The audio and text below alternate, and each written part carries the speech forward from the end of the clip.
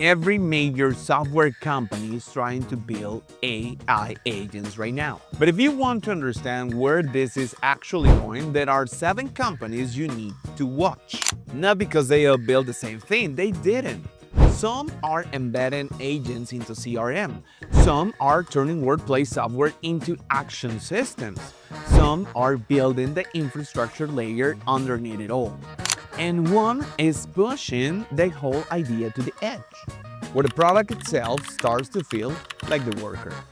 But the most interesting part isn't just which companies made the list, it's the pattern they all seem to understand, that a lot of AI products still don't. For the first wave of AI, most tools live in the world of assistance. They help you write faster, search faster, summarize faster, answer faster. Useful? Absolutely. But the human was still doing most of the operating. The human opened the dashboard, looked up the record, assigned the task, triggered the workflow. AI just helped. But the person still had to drive. AI agents are different because they don't just generate language. They can plan, decide, and execute actions across tools and systems. That means the shift is not just from software that responds to software that acts. Once AI moves from response to execution, the value of software changes fast. This is not just another feature wave, this is a fight to define what the next interface layer of software actually looks like. Because for years, enterprise software has mostly asked humans to navigate complexity. Agents suggest a world where people define the outcome and the system handles more of the work.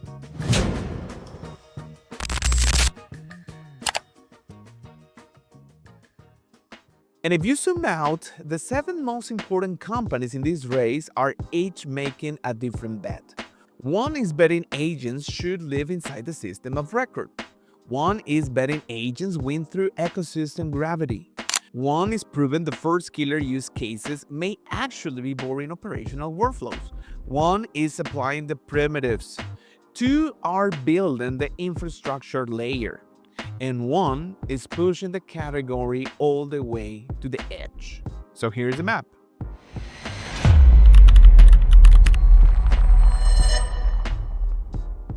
The first one in this game is Salesforce.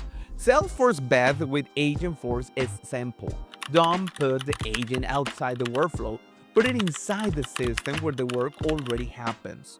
Sales, service, marketing, customer operations, and that matters because enterprise software is not won by clever demos, it's won by proximity to the real work. The real customer record, the real permissions, the real follow-up, the real case. So the Salesforce vision is powerful for one reason. It treats the agents less like a chat box next to the system and more like a layer inside the system. And that immediately raises an important question. If agents are going to matter in enterprise, do they need to live inside the source of truth? Because if the answer is yes, Salesforce is starting from a very strong position.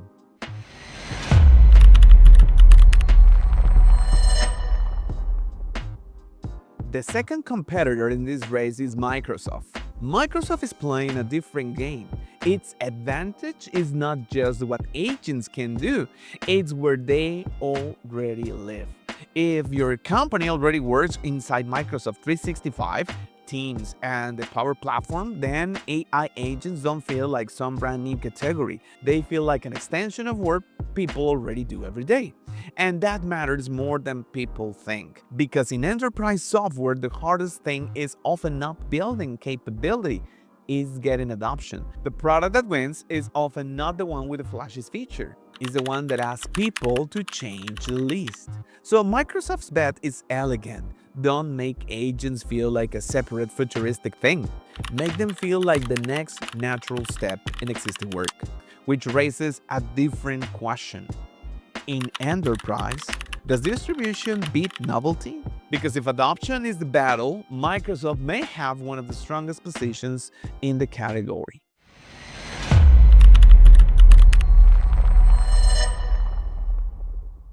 Now, let's go somewhere less flashy and maybe more important. ServiceNow shows us something a lot of AI marketing tends to ignore. Some of the first real wins for AI agents may not look magical at all. They may look like operational relief, ticket overload, categorization, escalation, request handling, repeatable internal workflows that nobody enjoys doing and every company depends on anyway. These matter because one of the easiest ways to misunderstand AI agents is to assume that category succeeds only when it feels revolutionary. But a lot of enterprise value is built through something quieter, less friction, faster routing, cleaner handoffs, lower backlog, less human fatigue in repetitive workflows. That's what ServiceNow represents. And it raises another important question. What if the first killer use case for AI agents is not glamorous, but boring? Because honestly, boring is where enterprise budgets often get serious.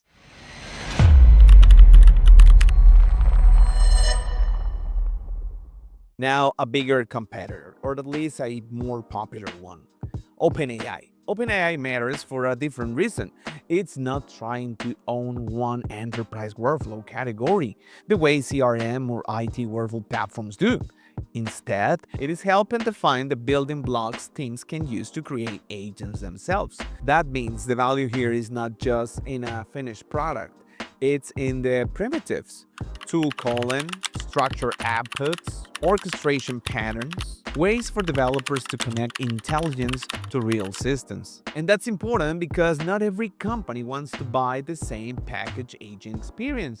Some want to build their own. They want agent behavior shaped around their workflows, their approvals, their data, their rules. So OpenAI represents a different strategic layer in the race, not the finished robot, the engine room.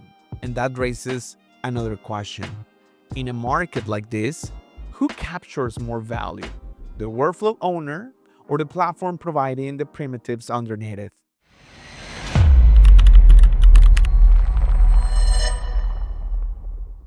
Now, a huge competitor, Oz. Oz pushes the story deeper into systems architecture because once one agent is useful, the next question is obvious. What happens when one agent is not enough? Real businesses are messy. One task touches support, another touches finance, another touches internal policy, another touches infrastructure, another touches approvals. So, pretty quickly, the conversation evolves. It is no longer, can this agent do one task? It becomes more like, how do multiple specialized agents coordinate safely and reliable? That is where OS becomes especially important. Its relevance here is not just intelligence, it's architecture, coordination, specialization, handoffs, supervisor logic, scalable systems behavior, and that raises a bigger question. Is the future of agentic software one super agent or a network of specialized agents? Because if it is the second one, OS is thinking in a very enterprise native direction.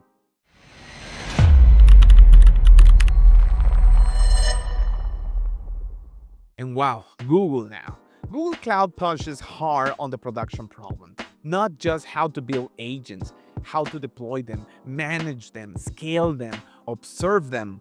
And this is where a lot of AI enthusiasm hits reality. Because one of the fastest ways to lose trust in AI agent is to not know what it did, or why it did it, or what context it used, or where it failed, or what tool it touched. So Google Cloud's importance in this race is not just that it wants to help companies build agents, it wants to help them run agents in a way enterprises can actually tolerate, which raises what may be the most underrated question in the whole category. If an agent cannot be observed, can it ever really be trusted?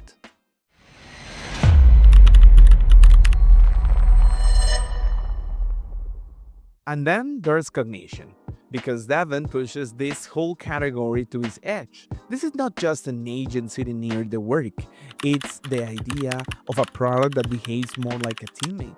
Something that doesn't just support engineering work, but tries to do meaningful parts of it. Now, whether every version of that vision fully holds up is almost secondary here. Strategically, what matters is what it reveals. It reveals the outer boundary of the category, the direction of travel, towards software that does not just assist the professional, but starts to resemble one. And that raises the most provocative question on this list. What happens when the product stops feeling like a tool and starts feeling like a collaborator? Because that's not just a workflow change, that's a category change.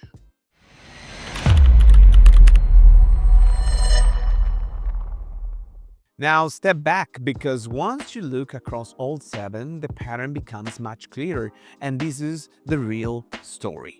The companies building AI agents best are not just trying to make AI sound impressive, they're trying to make it operational.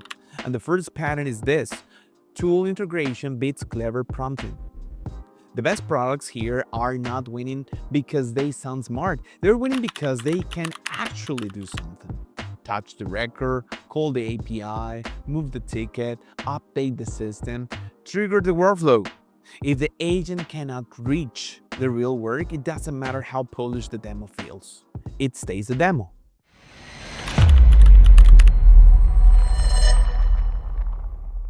Second, governance is not optional. Permissions, approvals, auditability, boundaries, control, these are not boring enterprise details sitting around the edges of product. These are the product. Because the more autonomous the system becomes, the more important it is to know what it is allowed to do, when it should wait, and how its actions can be reviewed later. Without governance, autonomy stops feeling powerful. It starts feeling dangerous.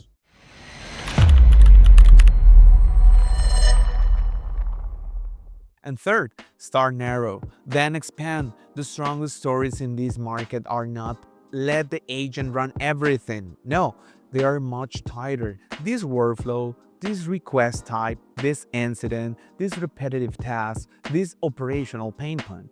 Because trust is not built through one giant promise, it is built through repeated measurable wins, small victory stacks. And only then does broader automation start to feel earned.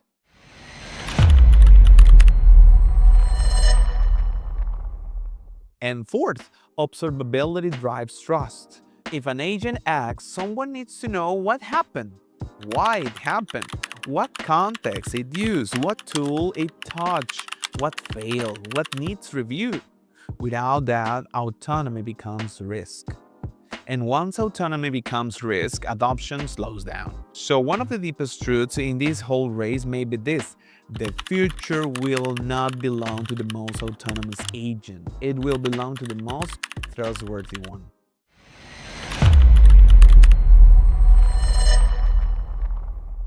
And if all of that holds, then the bigger implication is huge.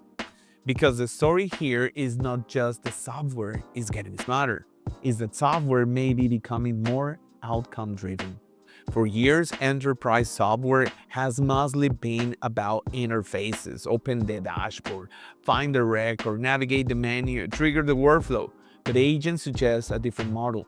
The human defines the outcome, and the system handles more of the execution: resolve this issue, route these requests, prepare this follow-up, scale this case, complete this workflow.